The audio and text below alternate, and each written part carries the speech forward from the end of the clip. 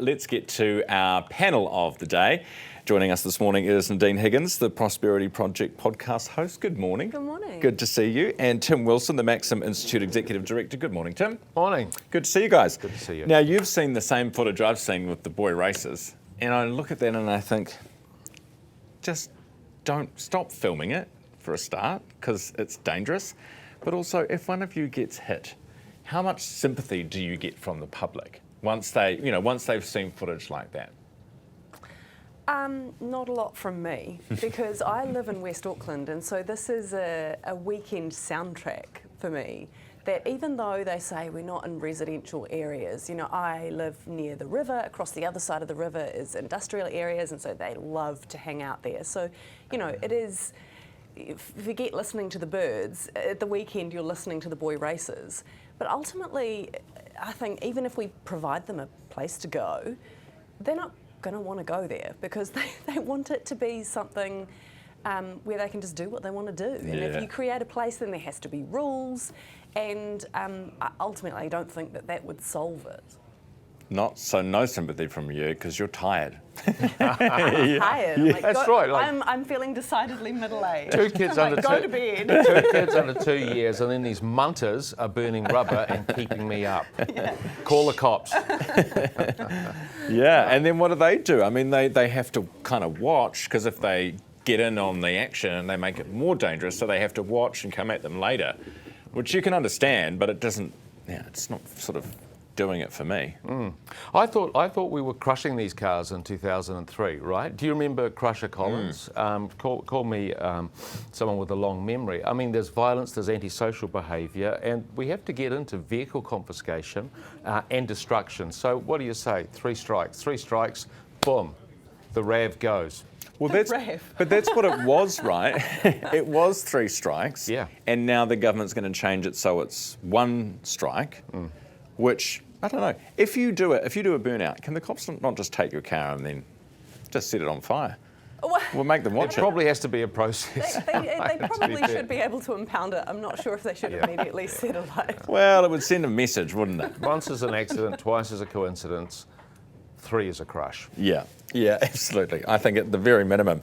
Now, we've got inflation coming out today. Nadine, this is something you've been obviously focus on inherently with the Prosperity Project podcast, but the cost of living for people, especially for working people, they keep saying, don't worry, wages are ahead of inflation, but it certainly doesn't feel like it, and not for everyone, right? No, and I think what I was starting to see before I went on maternity leave is plenty of people had wonderful pay rises during the period of really high inflation. But once the economy starts to slow, employers can't afford that. And so I would argue there would be a lot of people in the past year who probably had a 0% pay rise, which means they are not keeping up with the pace of inflation. And you might look at inflation and say, okay, it's 2.5, it's maybe after today 2.8, whatever. But if you go beneath the headline numbers, you might have electricity prices up 10% or gas prices up 16%, food prices up 5%. You look at the totality of that, and there aren't too many people that would be feeling flush at the moment, I would argue, anyway. No, definitely. I've never met, well, probably aside from the people who want helipads at the moment, but I don't know of anybody who's feeling richer. Yeah. Right. No, and that's, you described it well, Nadine. We're living in the hangover, right? So there was like, okay, so we're going through economic headwinds. Everyone's getting a pay rise. Everyone's getting another pay rise. Now no one's getting a pay rise, and the headwinds are continuing. And I'm interested too in the effect it's going to have on the OCR, because that's, I thought it was quite interesting to hear John Key say, cut it 100 basis points. But look, that would actually take it down to where it was in the midst of a global pandemic. And I don't think that we're there at the moment. And also, haven't we learnt a little bit about cutting it too far and keeping it there for too long? Yes. And the impact that does have on inflation. Totally. Yeah, no such thing as free money. No. That's right. And slow and steady wins the race. Because the Aussies weren't so hard and fast and like this. And, So there you go. There's something to think about for today. That number, by the way, is out at 10:45 this morning. Now, we have been rated the best country in the world, apparently, by the Telegraph newspaper.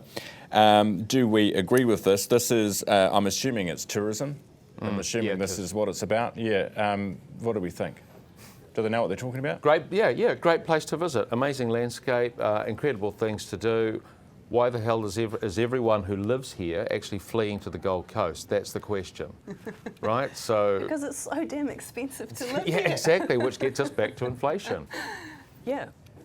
Wonderful place to visit. Please come and visit. Spend your dollars here, but please don't try and buy a house. Yeah. That's always the thing. Or try and sleep in the West. That's right. Now, the kiss cam thing, everyone knows about it, went viral. The guy gets fired from his job because he's married. This is my understanding of it anyway. But I think she should be fired too. I mean, it takes two to tango. She's the head of HR, which you could argue, if you're trying to set an example, quite an important place. Why isn't she getting fired too? She's not married, apparently, is one of the reasons. Like, is it a more of a moral I situation? thought it was more about the balance of power. You know, he's the CEO, and so the buck stops with him, but also everyone answers to him, even the head of HR, because he answers to the board. I suppose. And so I think that was my understanding of the rationale, but certainly given her role in HR, you'd have to be asking some questions as to the standard she's setting for everybody else. Exactly. Because there's HR, I mean, the power imbalance between a CEO and, I don't know, somebody, the opposite of the CEO in a company, I can understand. But if it's somebody who's, pretty much up at the same level, you're in the exec. If they're at C-suite, it's probably a bit closer. In my view, leadership is based on trust. And if he's demonstrating that he actually hasn't earned the trust of the people he promised to look after and love, and she's aware of those arrangements, they both should go. Yeah. And I feel most sorry for the families involved, because this is probably one of their darkest hours, and it is writ large and everyone's having a good laugh about it all around the world. Like, how much does that suck? That sucks, big time. Maybe it's not human resources, maybe it's human relations that she's in charge of. I didn't quite think that through. I think they're both victims of human nature, which is fallible. Good point. Good point. Thanks, guys. Good to see you both. 29 minutes after 8. That's Tim Wilson from the Maxin Institute and Nadine Higgens from the Prosperity Project podcast.